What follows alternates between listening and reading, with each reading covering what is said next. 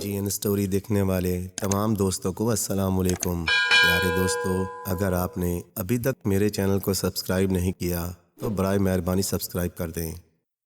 بہت پرانی بات ہے کہ ایک عظیم و عالی شان بادشاہ تھا جس کا نام شاہ نعمان تھا۔ اس کا ملک انواع و اقسام کی نعمتوں سے مالا مال تھا۔ وہاں وہ ہر چیز موجود تھی جس کی کوئی انسان تمنا رکھتا ہے، لیکن اس کے باوجود وہ بادشاہ خوش نہیں تھا، نہ ہی وہ راحت محسوس کرتا تھا۔ وہ اس لیے کہ اس نے اپنی قدیم کتابوں میں ایک عجیب چیز کے بارے میں پڑھ رکھا تھا جو صرف پراسرار شہر میں ہوتی ہیں، اور وہ عجیب چیز جس کے پاس ہوتی وہ بہت زیادہ خوش قسمت ہوتا تھا۔ اس نے دل میں سوچا کہ میں کتنا عظیم بادشاہ ہوں، اور کتنے افسوس کی بات ہے کہ وہ عجیب چیز میرے پاس نہیں ہے۔ وہ نہ ہو مجھے اس چیز کے بارے میں کھوج لگانی چاہیے۔ بادشاہ کے ملک میں ایک بہت بڑا عالم تھا جو ایک پہاڑ کی چوٹی پر بنے ایک پراسرار گھر میں رہتا تھا۔ اس کے بارے میں مشہور تھا کہ وہ پراسرار چیزوں کے بارے میں معلومات رکھتا ہے۔ بادشاہ نے اپنا ایک افسر اس کے پاس بھیجا تاکہ وہ عالم سے عجیب و غریب چیز کے بارے میں معلومات حاصل کر سکے۔ وہ افسر چلتے چلتے اس پہاڑ تک پہنچا۔ اس نے دیکھا پہاڑ کی چوٹی تو آسمان سے باتیں کر رہی ہے۔ وہ بہت مشکل سے اوپر چڑھا اور چوٹی پر بنے اس پراسرار گھر کے سامنے جا پہنچا۔ اس نے دستک دینے کے لیے اپنا ہاتھ اٹھایا ہی تھا کہ دروازہ خود بخود کھل گیا اور ایک آواز آئی، اندر آؤ۔ افسر پر دہشت طاری ہو گئی کیونکہ بولنے والا نظر ہی نہیں آ رہا تھا۔ وہ ڈرتے ڈرتے اندر داخل ہوا۔ سامنے ہی ایک وسیع و عریض کمرہ تھا جس کے درمیان میں ایک خوبصورت قالین پڑا تھا۔ اس پر بنے نقش و نگار بہت ہی دل فریب تھے۔ وہ نہ چاہتے ہوئے بھی قالین کی طرف بڑھنے لگا اور اس پہ جا کھڑا ہوا۔ اسی لمحے دوبارہ وہی غیبی آواز سنائی دی، حرکت نہ کرنا۔ اگلے ہی لمحے افسر کو یوں محسوس ہوا جیسے اس کے قدموں تلے زمین سرک گئی ہو۔ اس کے منہ سے دل روز چیخ نکلی۔ کمرے کا فرش سرک گیا اور وہ قالین سمیت نیچے جا رہا تھا جیسے یہ قالین نہ ہو، کوئی لفٹ ہو۔ اس نے پھر وہی غیبی آواز سنی، ڈرو مت، تم عظیم عالم کے پاس پہنچتے ہی والے ہو۔ جادوئی قالین اسے زمین کی تہہ میں لے گیا۔ جلد ہی وہ عالم کے سامنے تھا۔ اس سے پہلے کہ وہ کچھ کہتا، عالم کی آواز سنائی دی، مجھے اندازہ ہے کہ تم یہاں کیوں آئے ہو۔ لو سنو میرا جواب۔ شاہ نعمان کو بتا دو کہ وہ عجیب چیز اڑنے والا گھوڑا ہے جس کے 2 پر ہیں اور وہ فضا میں اڑتا ہے، لیکن اس کو پانا بہت مشکل ہے کیونکہ یہ گھوڑا پراسرار شہر میں ہے اور اس شہر کی طرف جانے کا راستہ تکلیف سے بھرا ہوا ہے۔ اس راستے میں بہت بڑا صحرا آتا ہے، اس کے بعد خونی نہر سے گزرنا پڑتا ہے اور اس کے بعد غضبناک سمندر کو عبور کرنا پڑتا ہے، اور پھر 3 بلند و بالا چوٹیاں سر کرنا پڑتی ہیں۔ لہٰذا اسے میرا مشورہ پہنچا دینا کہ وہ اپنے ملک میں آرام سے رہے اور اس جادوئی گھوڑے کا خیال دل سے نکال دے۔ اب تم جا سکتے ہو۔ یہ کہتے ہی وہ عالم غائب ہو گیا۔ افسر نے حیرت سے پلکیں جھپکائیں اور دوبارہ قالین پہ کھڑا ہو گیا۔ قالین نے حسب سابق سفر شروع کر دیا اور تھوڑی دیر بعد افسر اس جگہ سے باہر آ گیا اور واپسی کا سفر شروع کر دیا۔ واپس جا کر اس نے بادشاہ کو سارا قصہ کہہ سنایا اور عالم کا پیغام بھی سنا دیا۔ اڑنے والے گھوڑے کو حاصل کرنا ناممکن ہے۔ یہ سن کر شاہ نعمان غصے میں آ گیا اور فوراً ہی اپنے سپہ سالار کو بلایا اور اسے حکم دیا کہ 100 بہترین سوار تیار کرو اور انہیں پراسرار شہر کی طرف روانہ کرو تاکہ وہ میرے لیے اڑنے والا گھوڑا لے آئیں۔ شاہ نعمان کے بہترین سوار سفر پر چل پڑے۔ ان کے سامنے وسیع و عریض صحرا تھا، دور دور تک ریت پھیلی ہوئی تھی۔ وہ کئی دن سفر کرتے رہے حتیٰ کہ وہ تھک کر گر گئے۔ صحرا تو ختم ہونے کا نام ہی نہیں لے رہا تھا۔ رفتہ رفتہ ان کا کھانے پینے کا سامان بھی ختم ہو گیا۔ مارے پیاس کے ان کا برا حال ہو گیا۔ مزید ایک مصیبت اور ٹوٹی کہ صحرا کے ریت میں ہیبت ناک طوفان آیا جس کی وجہ سے بہت سارے فوجی ریت تلے دب گئے۔ کچھ پیاس کی شدت سے جان کی بازی ہار گئے اور کچھ طوفان میں مارے گئے۔ لہٰذا بچے ہوئے فوجی سواروں نے واپسی کے بارے میں فیصلہ کیا اور واپس چل پڑے۔ واپسی کا سفر بھی صعوبتوں سے بھرا ہوا تھا اور وہ اسی طرح حادثات کا شکار ہونے لگے، حتیٰ کہ شاہ نعمان کے پاس صرف ایک فوجی واپس پہنچ سکا اور اس نے سارا قصہ بادشاہ سے کہہ سنایا۔ شاہ نعمان یہ سن کر غصے سے پاگل ہو گیا اور اس نے سپہ سالار کو 500 فوجی سواروں کو دستہ تیار کرنے کا حکم دیا۔ سپہ سالار نے فوجی دستہ تیار کیا اور سفر پر روانہ ہو گیا۔ اب کی بار وہ مکمل تیاری کے ساتھ تھے، لہٰذا صحرا کا سفر بغیر کسی نقصان کے مکمل ہو گیا۔ اب ان کے سامنے ایک تیز و تند نہر تھی جسے عبور کرنا تھا۔ انہوں نے وہاں پڑاؤ ڈالا اور درختوں کو کاٹ کر کشتیاں بنانے لگے۔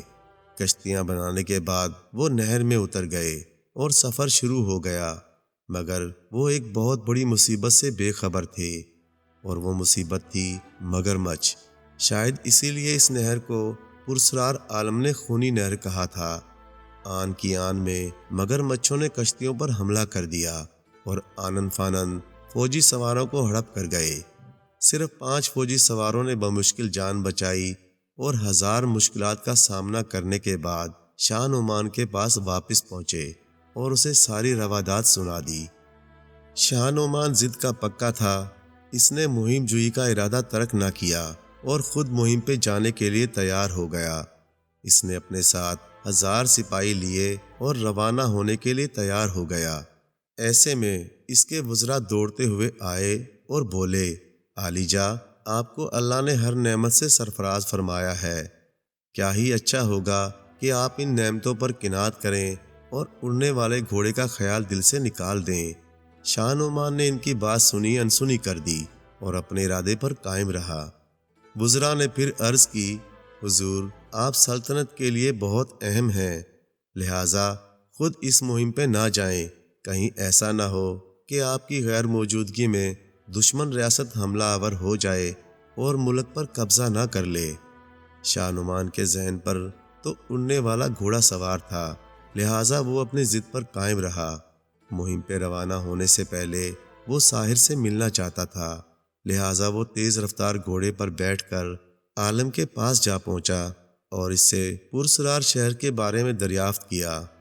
عالم نے کہا، شاہ نعمان، میں اس سلسلے میں آپ کی صرف ایک مدد کر سکتا ہوں، اور وہ مدد یہ مخلصانہ مشورہ ہے کہ آپ اس گھوڑے کو بھول جائیں، یہی آپ کے اور آپ کی سلطنت کے حق میں بہتر ہوگا، باقی آپ آزاد ہیں، جو چاہیں کریں۔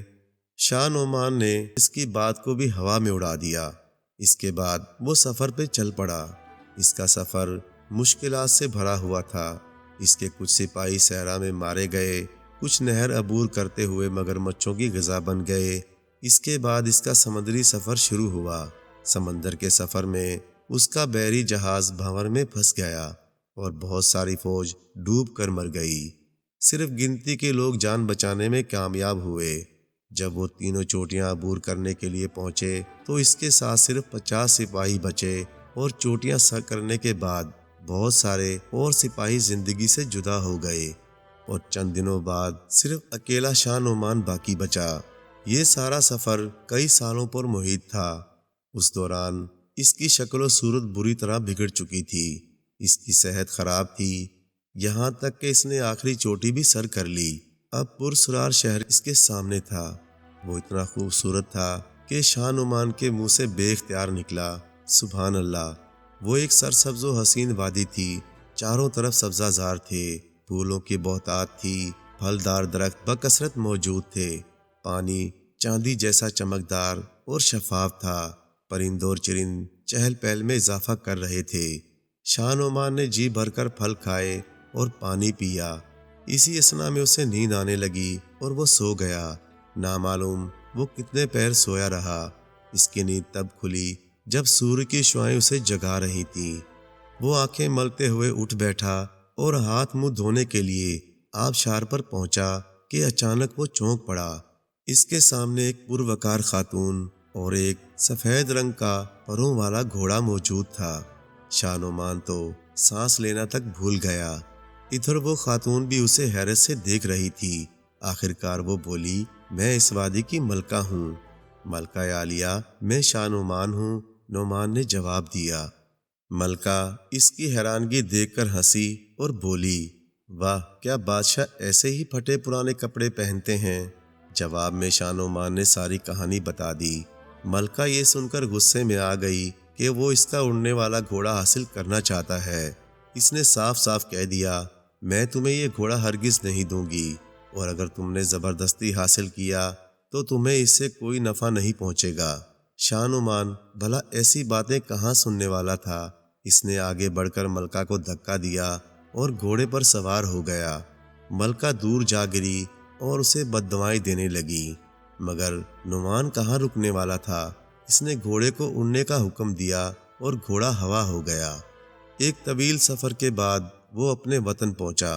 شہر داخل ہوتے وقت اسے امید تھی کہ لوگ اس کا استقبال کریں گے، مگر کسی نے بھی اس کی طرف نظر اٹھا کے نہ دیکھا، بلکہ چند افراد نے تو اس کا یہ کہتے ہوئے مذاق اڑایا، ارے دیکھو تو اس پاگل شخص کو، یہ سمجھتا ہے کہ نکلی پر لگانے سے اس کا گھوڑا اڑنے لگے گا۔ یہ کہہ کر وہ سب ہنسنے لگے۔ شاہ نعمان نے بمشکل اپنا غصہ ضبط کیا اور سیدھا اپنے محل کی طرف چلا گیا۔ جیسے ہی وہ محل کے قریب پہنچا، دربانوں نے اسے روک لیا اور کہا، تم کون ہو اور منہ اٹھائے کہاں گھسے آ رہے ہو؟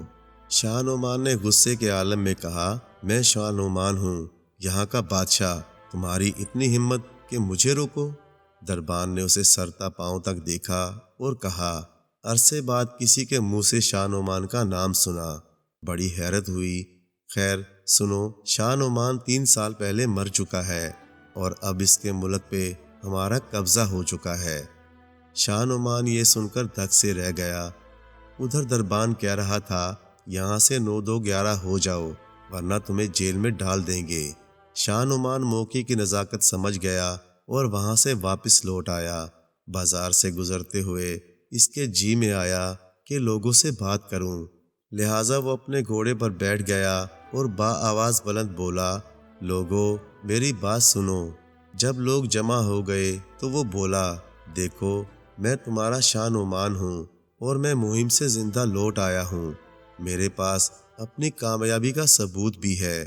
لوگوں نے اسے غور سے دیکھا، مگر اس کی شکل و صورت بدل چکی تھی، مزید یہ کہ وہ عوام میں مقبول بھی نہیں تھا۔ ان کی سہولیات فراہم کرنے کے بجائے انہیں مشکلات میں ڈالتا تھا، لہٰذا سب لوگ چیخ کر کہنے لگے، نہیں نہیں، تم پاگل ہو، شاہ نعمان مر چکا ہے اور اگر وہ آ بھی گیا تو ہم اسے اپنے ہاتھوں سے قتل کر دیں گے۔ شاہ نعمان یہ سن کر خوفزدہ ہو گیا کہ عوام کا جم و غفیر اسے مار ہی نہ ڈالے، لہٰذا وہ چپ چاپ واپس لوٹ آیا۔ اب اسے ساری دنیا اندھیر لگ رہی تھی، وہ بالکل تنہا اور بے آسرا تھا۔ اچانک اس کے ذہن میں ملکہ کا خیال آیا، جس کو شاہ نعمان نے دھکا دیا تھا۔ وہ گرتے ہوئے اسے بددعائیں دے رہی تھی۔ مجھے ایسا نہیں کرنا چاہیے تھا، اس نے دل میں سوچا اور واپس پرسرار شہر جانے کی ٹھان لی اور سفر شروع کر دیا۔ اڑنے والے گھوڑے نے اسے بحفاظت وہاں پہنچا دیا۔ ادھر ملکہ بھی مسلے پہ بیٹھی اپنے پیارے گھوڑے کی سلامتی کے لیے دعائیں مانگ رہی تھی کہ اچانک اسے شاہ نعمان گھوڑے کے ساتھ آتا دکھائی دیا۔ وہ فوراً اٹھی اور بولی، کیا تم مجھے میرا گھوڑا واپس کر دو گے؟ ہاں، میں تمہیں تمہارا گھوڑا ضرور واپس کر دوں گا، کیونکہ میں اب سمجھ چکا ہوں کہ لالچ کا کوئی فائدہ نہیں اور دوسروں کو دکھ دینے والا خود مصیبت میں گرفتار ہو جاتا ہے۔ مجھے معاف کر دے ملکہ عالیہ۔ شاہ نعمان کے لہجے میں بہت عاجزی تھی۔ ملکہ کا دل پسیج گیا۔ اس نے نعمان سے اس تبدیلی کی وجہ پوچھی تو نعمان شاہ نے سب کچھ سچ سچ بتا دیا۔ ملکہ نے ساری داستان سنی تو کہنے لگی، میرا مشورہ یہ ہے کہ تم دوبارہ اپنے وطن جاؤ اور اپنے ہم خیال لوگوں سے فردن فردن ملو اور انہیں ساری کہانی سناؤ۔ اس طرح تم اپنے حامیوں کی تعداد میں اضافہ کر سکتے ہو اور پھر موقع محل کو دیکھ کر اپنی کھوئی ہوئی سلطنت دوبارہ حاصل کر لو، اور دیکھو اب اپنے عوام کے ساتھ انصاف اور مساوات کی حکومت کرنا۔ ملکہ کی باتیں شاہ نعمان کے دل کو چھو گئیں۔ وہ کچھ کہنے ہی والا تھا کہ ملکہ نے کہا، شاہ نعمان، اگر تم اس نیک کام کے لیے تیار ہو تو میرا گھوڑا لے جاؤ، یہ تمہاری بہت مدد کرے گا۔ جب تم کامیاب ہو جاؤ تو اسے واپس لوٹا دینا۔ شاہ نعمان نے ملکہ کا شکریہ ادا کیا اور واپس اپنے وطن لوٹ گیا۔ وہاں جا کر اس نے شہر سے کچھ دور واقع پہاڑی علاقے کو اپنا مسکن بنایا اور اپنا کام شروع کر دیا۔ یہ کام بہت ہی مشکل تھا، مگر چونکہ شاہ نعمان کی نیت ٹھیک تھی، لہٰذا رفتہ رفتہ اس کے پرانے دوست اس کے گرد جمع ہوتے گئے۔ انہوں نے شاہ نعمان کے ساتھ مل کر جنگ کی تیاری کی اور ایک مضبوط لشکر تیار کر لیا۔ اس کے بعد انہوں نے اپنے ملک کو حاصل کرنے کے لیے حملہ کر دیا۔ اسی دوران اڑنے والے گھوڑے نے بھرپور کردار ادا کیا۔ اس نے دشمنوں کے سروں پر آسمان کی طرف سے حملہ کیا، جس سے وہ بری طرح گھبرا گئے، اور ایک سخت جنگ کے بعد شاہ نعمان نے اپنا ملک دوبارہ حاصل کر لیا۔ فتح کے بعد اس نے اپنی عوام سے خطاب کیا اور انہیں ایک نئی اور عادلانہ حکومت کی خوشخبری سنا دی۔ اس کے بعد وہ پرسرار شہر کی طرف روانہ ہوا اور وہاں پر ملکہ کا گھوڑا اسے لوٹا دیا۔ ملکہ نے بھی شاہ نعمان کی تعریف کی۔ یوں شاہ نعمان نے اپنا کھویا ہوا ملک واپس لے لیا، اور زمانے کے حادثات نے اسے یہ سبق سکھایا کہ غرور کا سر نیچا ہوتا ہے اور مسلسل جد و جہد کرنے سے منزل مل ہی جاتی ہے۔ اب وہ زیادہ بہتر انداز میں اپنے ملک کی خدمت کرنے لگا۔ پیارے دوستو، کہانی اچھی لگے تو لائک کریں اور چینل کو سبسکرائب کر دیں، اور مزید اس طرح کی ویڈیوز دیکھنے کے لیے دیکھتے رہیں جی این اسٹوری ٹی وی۔ شکریہ۔